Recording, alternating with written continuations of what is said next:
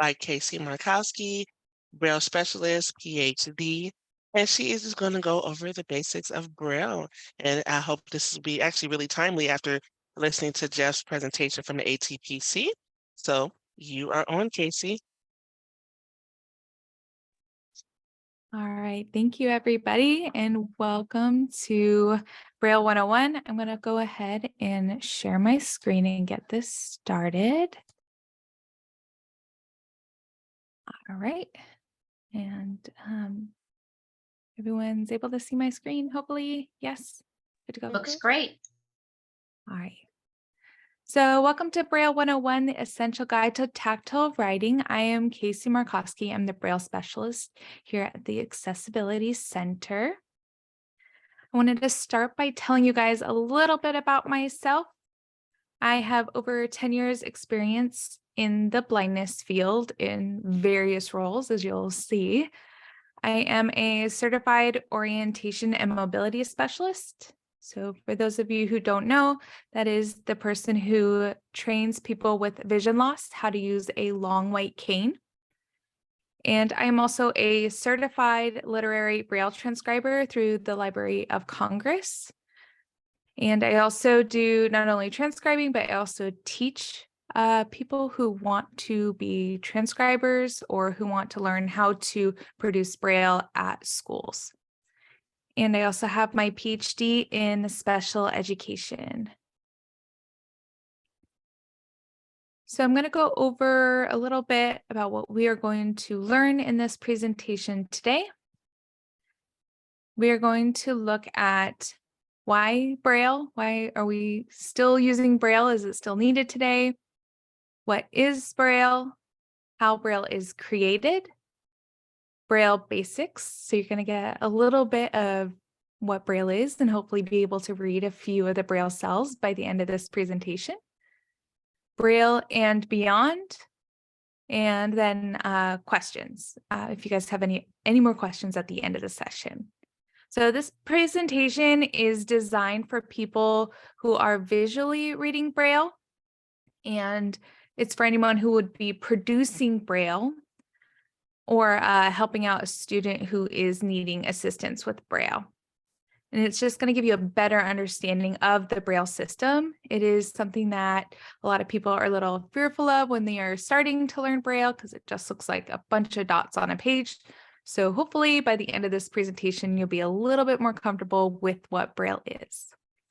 And I typically teach, I've taught from pre-K all the way to high schoolers to adults. So feel free to ask questions throughout. I will try to answer them the best I can, or if not, we can just save them to the end. But this is an interactive presentation, so I'm open to I'm the type where I ask a question in the beginning, and then typically by the end, the presenters moved on. So I don't mind you guys pausing me to hit me up with questions throughout, because we are going to cover various areas. All right, so why Braille? With the ability to use technology nowadays that can talk to you, so many of you I'm sure know that you can set up your phone to be able to tell you everything that's on a screen.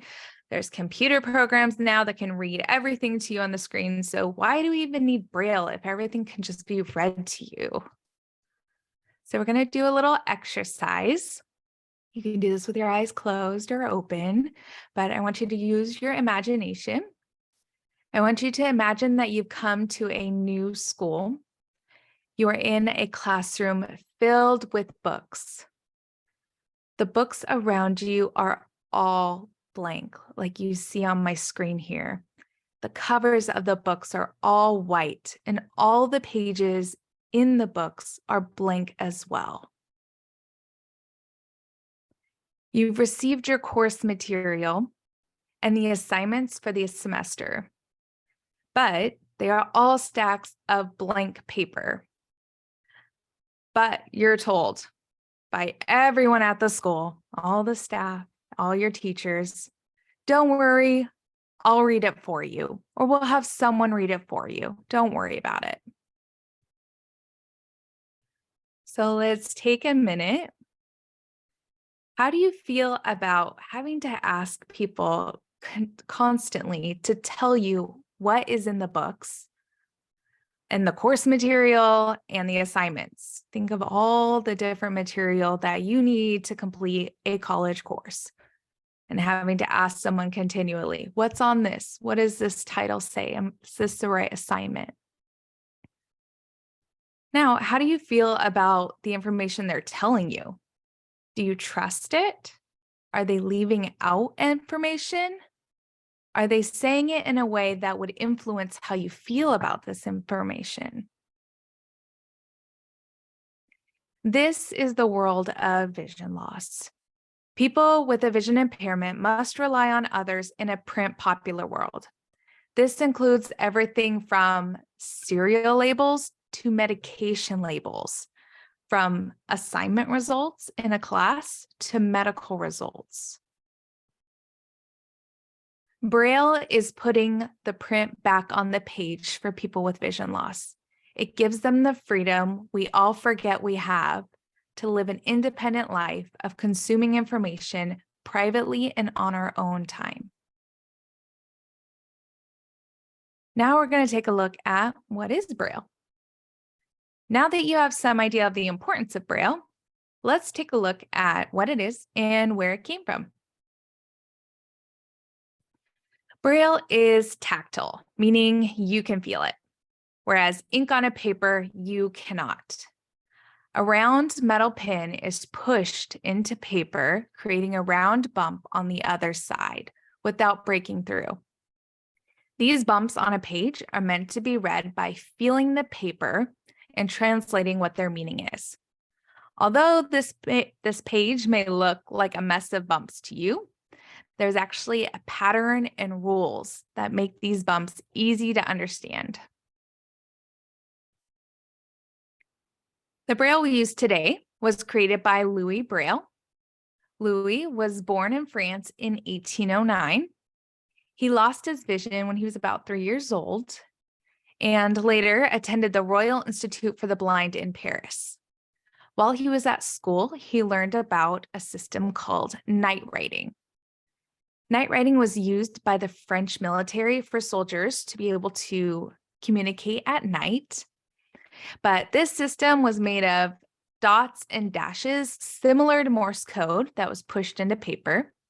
And the system was not related to language. It had unique sounds and meanings behind each dot and dash. So it wasn't equivalent to being able to read.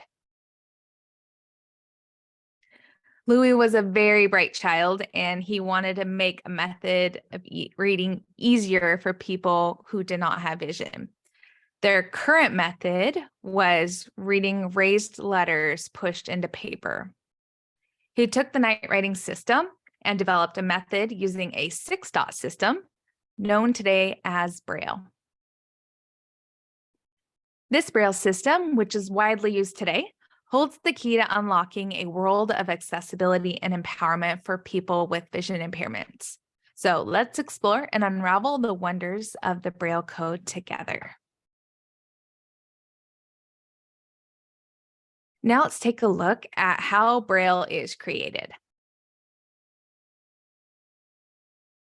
On your screen is an image of a white piece of paper and a green slate and stylus. The slate is surrounding the paper. It's like a long green strip that is holding onto the paper, almost like a paper clip slid across the paper. And the stylus is held in the person's hand on the screen. And it looks like the tip of it is a green, it's like a small circle handle. And then there's a metal pin that is extending out from it. And how this works is a person would physically push each dot into the paper. And because we are pushing into the paper, to be able to use a slate and stylus, you have to be able to transcribe Braille backwards and flipped. So it's a double whammy, but we all have to learn it. So why would we even use this? Why am I even showing you this if it's so hard? So people use slate and stylus for taking quick notes. You can just carry it in a bag and pull it out. You can make notes on 3x5 cards, business cards, putting in someone's phone number onto a business card or a little note card. Or if you wanted to send somebody a birthday card. This is basically used for anything that doesn't fit in a brailer or embosser, which you're going to see next. This is typically something that is small. So anything that's small, we use a slate and stylus for. So you may see students pulling this out to be able to take quick notes on a piece of paper, or maybe even making labels with it, anything that's small. Now we're going to take a look at braillers and machines. So on my screen is an image on the left of a manual brailer.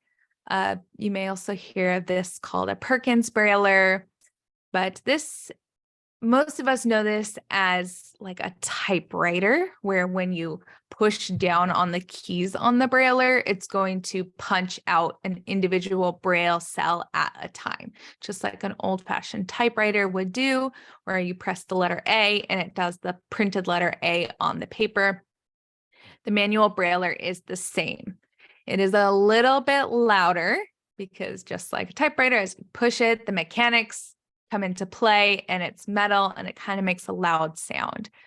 This is typically used by our students in the K through 12 system, and people still use them because it's easy to just slip paper in it, braille out something really quick. So you may be seeing this in college classes as well. Anybody who needs to take notes quickly. And on the right, I have an image of a refreshable braille display. What this looks like is there are buttons that are to be pushed, and then you may see some white braille cells across the middle of it. And what these are little plastic pins. So when you need to read something, those pins are going to pop up with the appropriate braille symbols that are needed. And so a person can input braille into this as well as read braille. So this can be used there's many different types of these.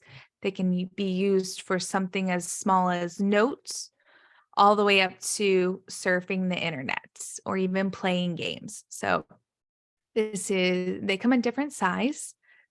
This is a smaller one, and they can fit in a small bag, or they come much larger size. And these are typically used by students because, just like a computer or your cell phone, you're able to store a lot more information on it and have easier access to your braille. And then the last one I do not have on here, because it does look like a typical printer, are embossers. So embossers are like a giant printer that produce braille. It's a big machine. You send an electronic file over to it. And this is what we typically use for textbooks, anything large quantity on there to produce large amounts of braille. And these are big machines, and they can turn out a bunch of braille, and they are very loud. So how do we create this electronic file? We use transcription softwares on a computer, and then we send it to an embosser. So you can see there's various different ways to be able to create braille for whatever need you are needing braille for. So I can take a pause right here. Lauren, I'm not able, if I pull the chat down, I don't know if it's going to interrupt. Is there any pertinent questions that? No questions, just a couple of comments. That Deborah Armstrong has provided that Lewis invented the Braille because of his school experience. And also she put into the chat that any patron of the Library of Congress booked for the blind program can get a free Braille display, which they call the e-reader, and it works with PC, Mac, iOS, and also has a built-in book reader. Thank All you. right, cool. All right, I'm going to continue on. We're going to now take a look at Braille basics. So now that you've learned all about Braille, where it is, where it came from, how to make it, now let's actually start learning how to read Braille. So this is the Braille cell. Louis Braille came up with the idea of using a 6-dot cell system, and this is because it is small enough to allow for easy recognition with just one fingertip, but it's also large enough to allow for combinations of dots to represent multiple letters and symbols. Each letter of the alphabet, as well as punctuation marks and other symbols, can be represented by different combinations of these 6 dots. The Braille cell is the basic unit of the Braille code. And when you're actually looking at it on paper, it is 6 raised dots with 2 columns each, with 3 dots in each column. Throughout this presentation, it's going to appear on the screen as black dots. That's to resemble what you would see pushed through the paper. Every dot has a number assigned to it. So these aren't just like 6 dots on a page. Each dot actually has its own identity. So starting in the left column, starting at the top, working our way down, they are numbered 1, 2, 3. So that first column on the left is 1, 2, 3. And then the column on the right are 4, 5, and 6. The Braille cell has undergone some modifications over time to accommodate the needs of different languages and scripts, but the basic 6-dot cell still remains the same.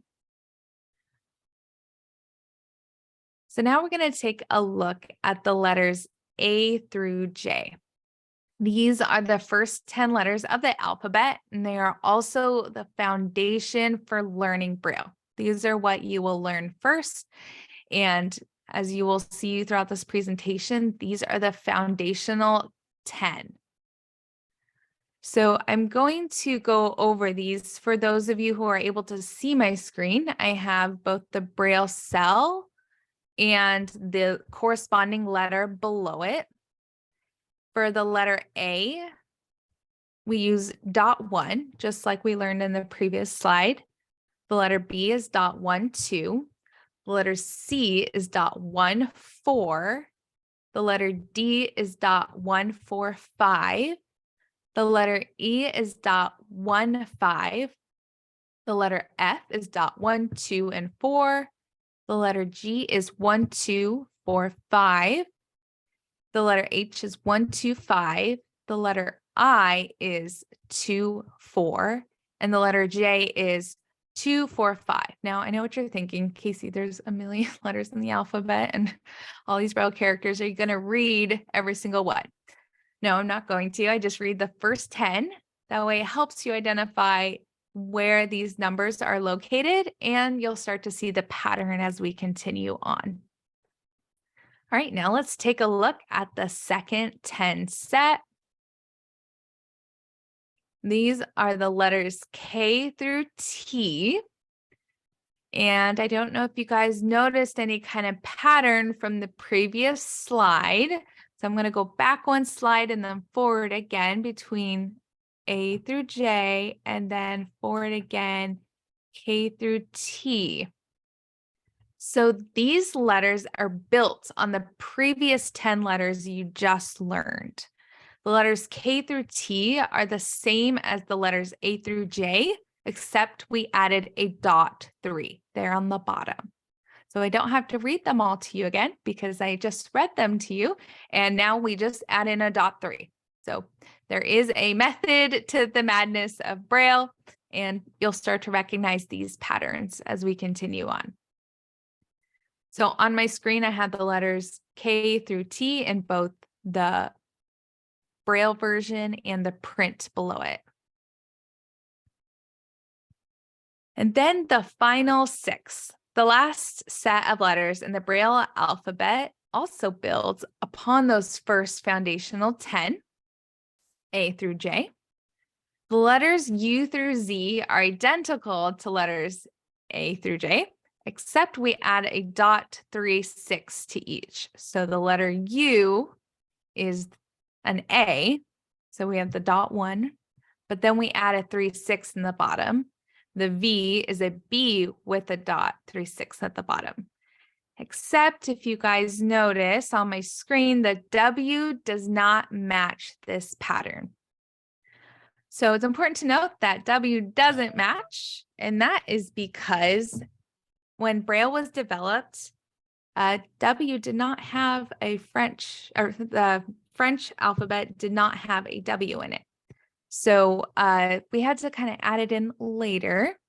And how I remember this one, and everyone has their own method, but a W is a J with a dot 6. The letter X is a C with a 3-6.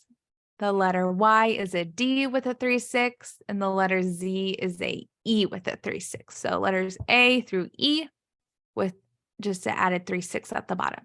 So once you get that foundational 10 down, the rest of them are a little bit easier. All right. Anything in the comment section, Lauren, before I continue on? Yes. Linda knew that she added a dot on 3. Ah. Marian says she loves patterns, so this is also for those that are into the patterns, except for the W, which just throws us all off. Yes. And then Karina said, very, very illuminating, especially for those who aren't familiar with a more in-depth understanding of Braille. Definitely, definitely so, Karina. Yeah. All right, let's continue on. Hopefully I keep you all on here and I haven't lost anybody yet. No one's confused yet. All right. So if you One quick noticed, question. yeah, Sorry. go ahead. I'm sorry. Go ahead. Linda just asked, how long did it take to be proficient with Braille for a new student? So there are 2 ways to learn Braille. One is to visually learn. So for people with vision like myself who want to become transcribers, the process doesn't take too long. It was a couple months to be able to learn the actual Braille code, but to be a transcriber, a certified transcriber, most people, it takes about a year. And for students who are learning Braille tactily, so those are all our kiddos in the school districts, or an adult who is learning it later in life. They also take about a year to learn it from start to finish. And then kids, we typically do a different variation throughout each school year. But my adults who are learning it, it's about a year to tactily learn it. So give or take about a year, but I think proficient, most people, it's just a couple months of continued practice. All right.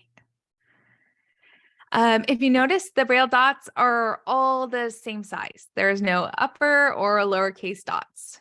To let the Braille reader know that a letter is capitalized, we have to use what's called a capital indicator before a letter. But to capitalize a whole word, you'll need to add 2 capital indicators before the word. So on my screen, there is a print letter A, and then next to it is the corresponding Braille. With that capital indicator, it's a .6 next to my letter A on there. And then below, I have examples of a capital letter indicator, which on the bottom left, we have the word John and the word hello, and both of them have a .6 before the word. On the right of my screen, we have capital word indicators. So there are 2 capital indicators before the word sale, YMCA, and LOL. So this would tell the Braille reader, hey, everything in this word is capitalized.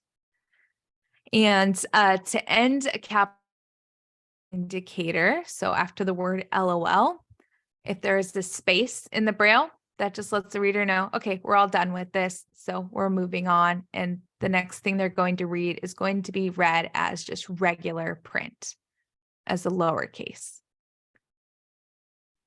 All right, so I'm going to move on to terminating punctuation. So to make sentences, we need something at the beginning of a sentence to capitalize, but we also need something at the end of the sentence.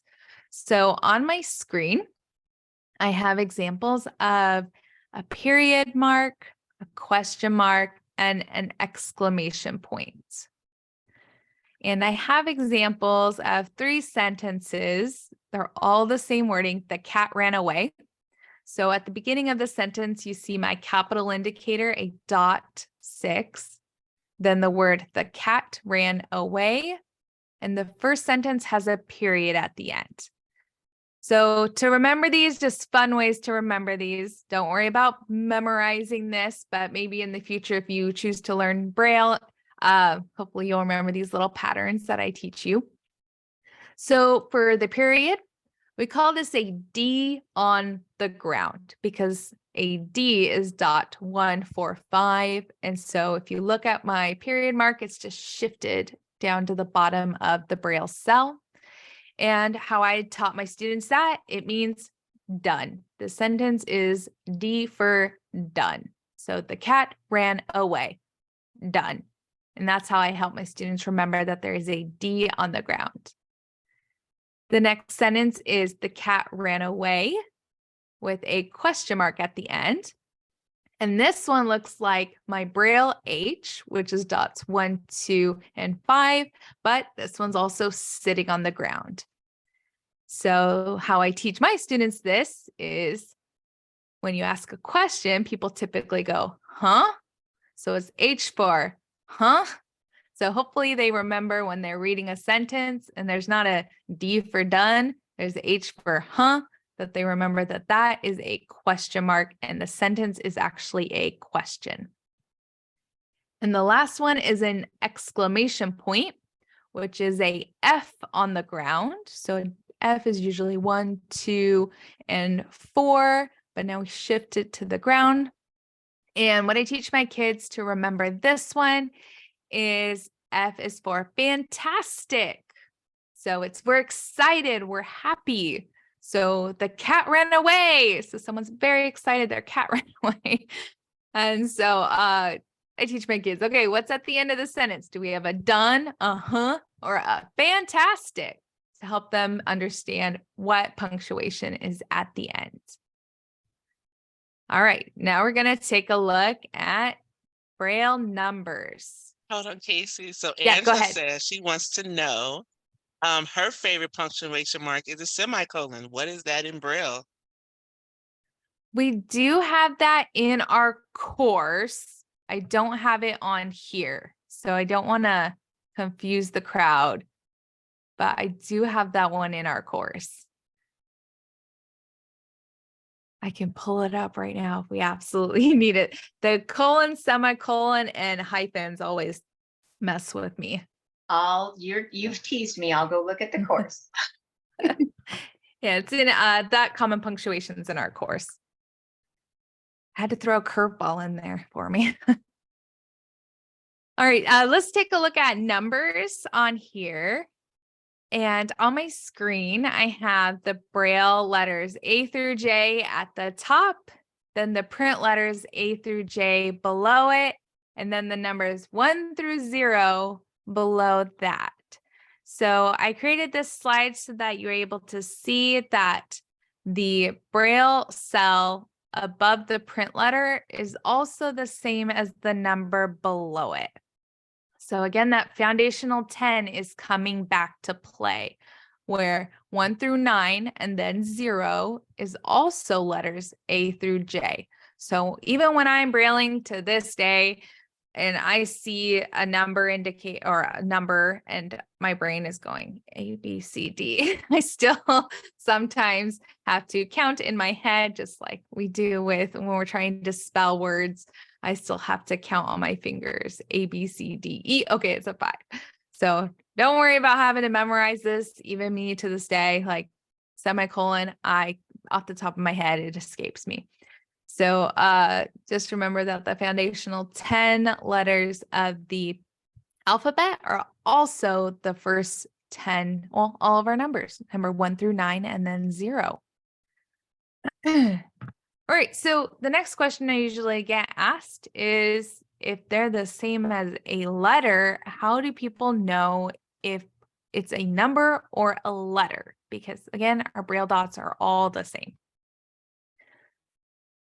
So what we do is we add in a number indicator. So a number indicator will let the reader know that the next, what comes after it is a number and not an alphabet letter. So on my screen is a number indicator. And for print readers, we call it a backwards L. But on my screen, it's the Braille dots 3, 4, 5, and 6.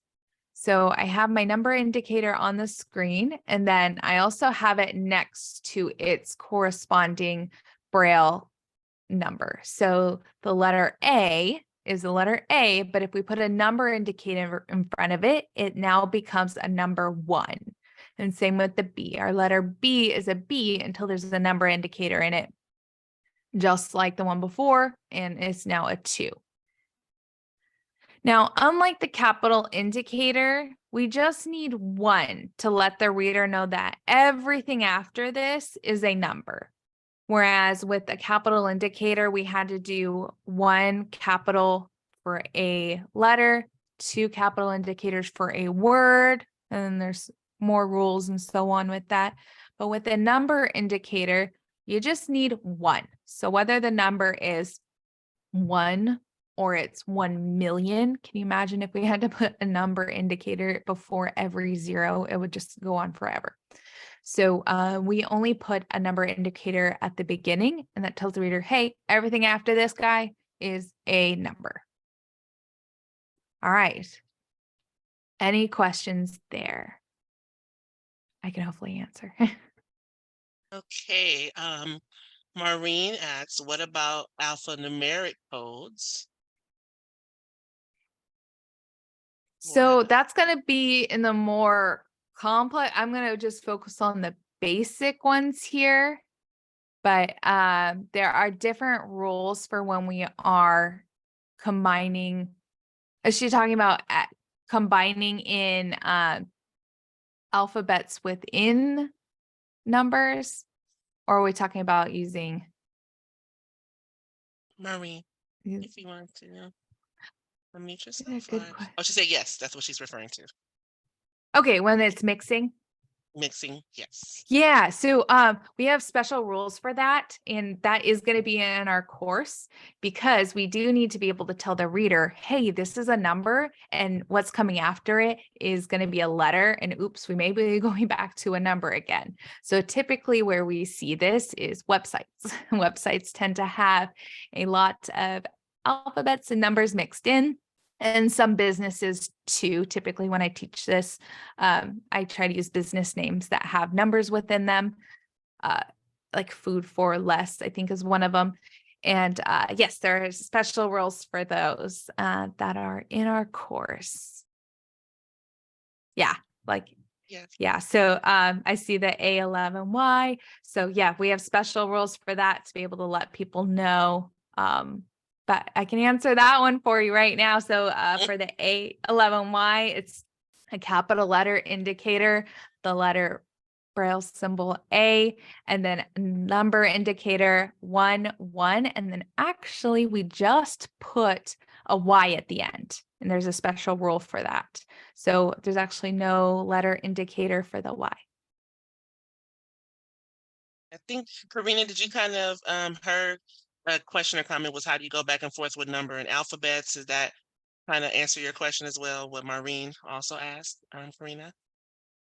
Okay, she said yes. And then Brian, he gave us an example. The colon is represented by dots 2, 3, 5, and 6, and the semicolon by dots 2, 3, 4, 6, 4.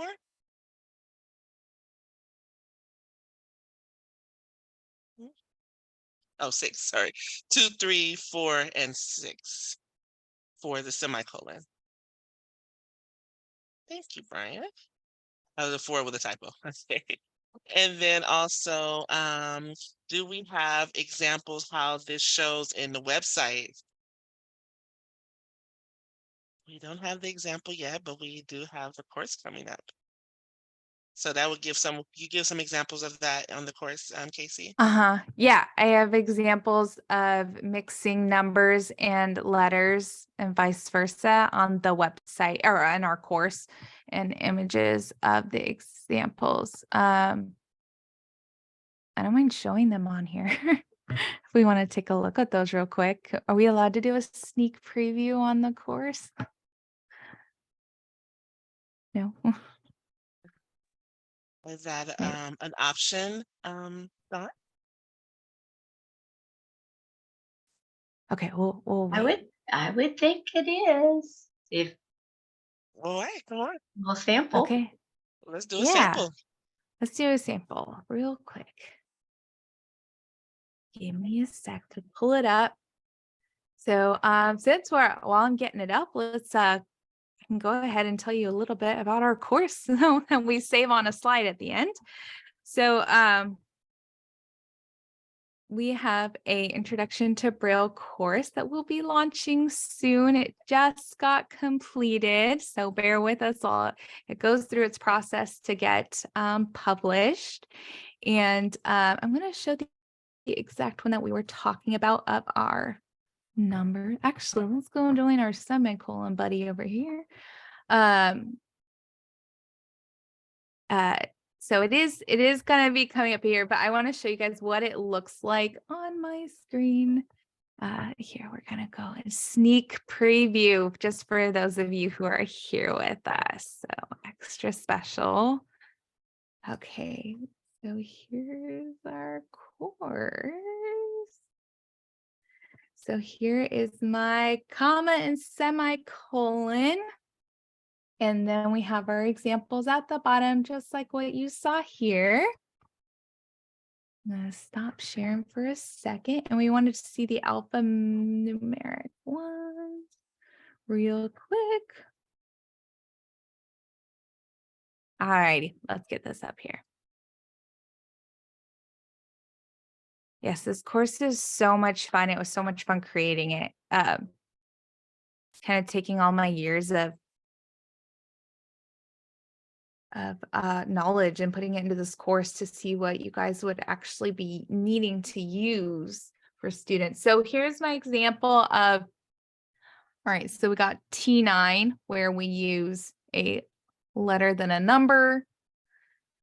And then we have our example that I kind of used a little bit earlier on the A11Y for accessibility. So same as here is a number 4, a number indicator of 4, and then the Y. And this is because, just real quick, letters A through J match a number. So if what comes after it, so after the 4 in this example is a Y, just like after accessibility, the A11Y is a Y, we don't need to use the letter indicator. Versus if it's one of the letters A through J, so for the word 4, number 4, feet, we have to use a number indicator of 4, and then we use what's called a letter indicator. It comes in different names, and for this course, I use the word number indicator. We also use it as the word grade 1 indicator to let you know, hey, what's coming up next? We're going back to like standard lowercase letters. So you would actually use a letter indicator. And then if you had a number after that, number indicator again. So it's just sneak preview of our course. Stop sharing. Okay. So, thank you. And actually, we had a question from Karina from when Brian's typo actually brought another question. How do you, while taking notes, how do you indicate an error? And actually, Deborah Armstrong, she has been reading Braille since the age of 5, answered that. And said you fix errors by covering the error with all 6 dots, and a group of full cells indicates that something was crossed out. Well, thank you. Yeah, so we also do a so it's kind of like what people do is like hammer on their thing to kind of go back and erase. Some people also, like, because I was an instructor, so I taught people how to erase Braille, where you go back and we call it scrubbing it out. Everyone has different methods for it to let people know that, hey, something was crossed out. But yeah, you kind of push it. We use the back of the stylus to rub out the Braille dots, but it does take a toll on the paper. All right, let me get this started again. Get back to our PowerPoint. Try not to bore everybody. Okay, I think we're good. All right, where are we at on time? My timer stopped, so just pull up my phone You're to make sure doing we're not good. going over. Okay. You're Okay, at so 210. okay, Braille and beyond. So now that you have the basic foundation of Braille and we got some sneak peek fun stuff, let's take a look at more advanced Braille. So if you haven't figured it out by now, these 6 dots are not a lot. They can only create 64 different combinations in total. And we're quickly running out of unique combinations, even with the ones I just showed you, the punctuation mark and a not letter indicator. So we are quickly running out of 64 combinations. Braille is also 2.5 times larger than standard print. So Braille has created a way to make Braille condensed. We had to, or else books would go on forever. In Braille, we use what's called uncontracted and contracted Braille. So uncontracted Braille is what you guys have been seeing throughout this presentation. That means that the Braille is represented in a letter for letter match. So in our examples I showed you, and when people learn Braille, we do a letter for letter match. Contracted Braille is when we take whole word, parts of a word, and we contract it down to just one Braille character. I'm going to show you some examples of what that looks like. All right, so on my screen is some contracted Braille, not all of it, just a little taste. The words on my screen are but, can, do, every, from, go, have, just. And next to it is a Braille letter B, C, D, E, and then on the other side, F, G, H, J. So for B, you see that there's a Braille B, and when it stands alone or is by itself on this page, it means the word but. And same with the C. If it's by itself on a page, it means the word can. So you guys may have noticed there's a couple letters missing just from my list, like the letter A and the letter I. Now, there are other letters that also are standalone letters, like the letter O. These do not have a contracted version, and that's because the letter A and the letter I have a meaning all on their own when they are by themselves. And so to avoid confusion, those do not have a contracted word with them, or we call them a whole word contraction. But I just wanted to give you a little taste of what they can look like. So the word every would take up 5 Braille cells. And now we can just use the E. So it condenses the Braille, makes it easier and the page less full, and we can get more on a page. Although Braille looks complicated, it has a structure of combinations, rules, and formatting that turn these bumps on a page into words, math symbols, and even music.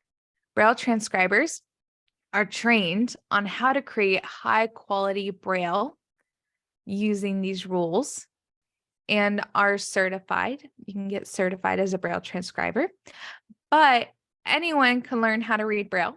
You don't have to get certified. You can just choose to learn on your own. And you can produce Braille, which means that you can take a file and emboss it or print it. There's no rule that says you have to be certified in order to emboss Braille for a loved one, a family member. I work with a lot of paraeducators, a lot of teaching assistants who can create Braille. Now, the difference is Braille transcribers are certified, meaning they understand all the complex rules behind Braille. As mentioned in the earlier presentation, we also do mass quantities of Braille. So doing textbooks are a lot, being able to manage those Braille files and make sure it's clean, high quality Braille. But you can learn Braille and be able to produce it. So what comes next? So there's a lot more to learn about Braille. we not only have the Braille code, but we also can learn about formatting a Braille page. You can learn about Brailling math that we call Nemeth. You can learn how to Braille music. You can learn how to Braille anything, textbooks, worksheets, all sorts of stuff. So you can check out our course, of course. The center is about to publish a Braille course titled Introduction to Braille, and this course will cover the basics as well as page formatting and other types of Braille, as you guys got a sneak peek today on. All right. Any questions? I'll go ahead and start. I have a question. So Yeah. is your contracted Braille, is it like stenography? And I don't know if you even know what that is. So we're talking about stenographers, like the ones in the courthouses that do the shortened. I think that's what they are, but many years ago, instead of a secretary typing out a full letter, she would take shortcuts. And that's exactly what they did. Yeah, and actually what was funny when the Palm Pilots came out, if you guys remember those, where they would use a stylist, where like stenography was like a symbol that would represent a word or punctuation. They were using the same ones that we were using in Braille, but instead of dots, they were doing lines. So yes, it is very similar to that, but we use dots instead of a line.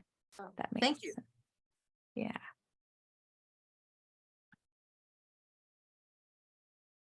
Okay, let me go through some of the questions. I see Do one from these, Karina. Oh, you got it. well, okay, I see that one. Okay, Yeah. do these adjustments, contractions also create its own sentence grammar rules? We follow the same grammar rules. It is typically just we're just switching out the word for the Braille character.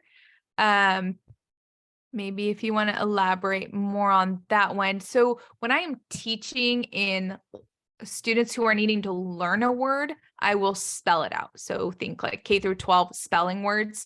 I will spell the word out so that they understand how the word is spelled. Or if it's a grammar lesson where we need to learn the sounds of a word, we spell it out so that they understand how the word looks and feels. But then once they get the hang of it, we shorten it, and that way it shortens the Braille. But yes, it is still the same English language, just contracted. It's not its own language. Next one, oh, math. Nemeth. Nemeth is the Braille math. And then ETA on the course. I think we're hoping by the end of the month. How things go depending on, but it's all done. She's ready to go. And then maybe is there a do we have a Lauren, like a email list so that you can announce when it's available? Most it will go out. We can do it through the listservs, and through our, we have a couple of different listservs actually. And what I'll do is add the link to our listserv website. So those that are Yes. not a part of any one of our listservs, we will make sure that, you can join that, and we will make sure it will go out on there when the course is available and ready. Yes. Sign up for this. Yeah, There so is not really courses available like the one we have. Ours is a self-paced course that you can take with, it has everything from explaining it to worksheets on there and answer keys, so you can practice as you go without needing to wait for a weekly course or an instructor. So it'll be really fun. Any other questions? We got about 1 more minute. Lisa looks like, oh, she put her friend with vision loss once told her that she likes Braille because it helps with reading literacy, like grammar and sentence structure, and that really stuck with her and showed her how important Braille is. Yes. Oh, and Jason says, what are your thoughts on Braille brailletranslator.org, reliable or not. Yeah, so there's lots of Braille translators available out there. The ones, well, typically schools use Duxbury to transcribe material. Another free one out there is Braille Blaster.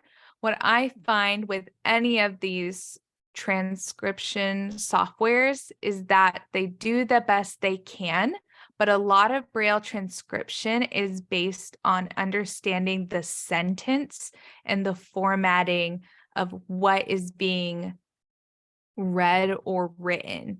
So typically you need a human to review the Braille and fix it, because these contractions and the way we use Braille, it has rules upon rules upon rules. So it typically needs a human to interpret the rules in what is being read or written. So these translation softwares that are out there, they do the best they can, but just like a computer, it takes what it sees and it translates it.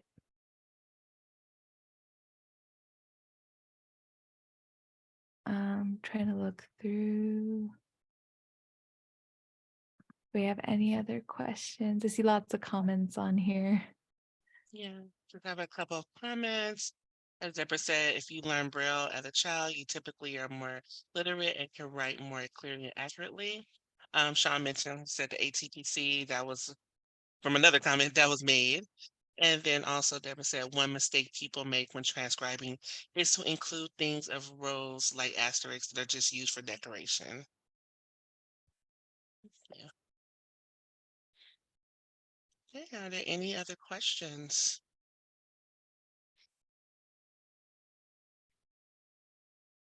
All right. Well, thank you again, Kasey. We really appreciate this rundown of Braille 101, the introduction. That got a little advanced, but really good. A really good presentation. So we really enjoyed that. And thank you all. So we are going to